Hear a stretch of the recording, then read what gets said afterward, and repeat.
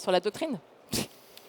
Bon, alors peut-être tout d'abord pour remercier pour la richesse des échanges qui est assez classique dans les échanges qu'on a régulièrement avec les acteurs de l'acte de construire, et mettre le point sur effectivement la nécessité d'innovation, de créativité et d'anticipation qui sont nécessaires pour trouver les solutions techniques pour franchir ces fameux seuils 2028 et 2031 qui sont devant nous.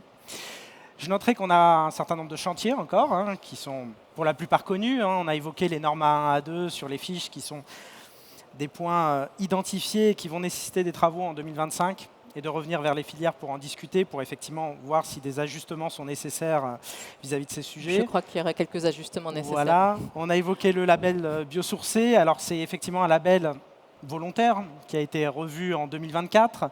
Donc label volontaire qui doit venir valoriser les meilleures quand même opérations, mais on a peut-être été trop loin dans l'ambition. Et puis je pense que dans ce cas-là, effectivement, il faudra qu'on en rediscute.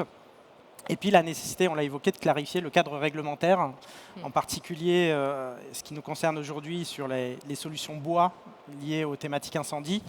Donc je ne vais pas faire d'annonce là, mais je pense que le sujet sera abordé effectivement autour d'une table ronde vendredi. Les travaux ne sont pas finis, mais ils avancent.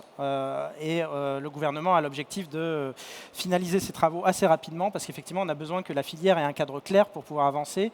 Et on sait que la filière bois est une filière structurante pour les seuils 2028 et 2031 dont on aura besoin.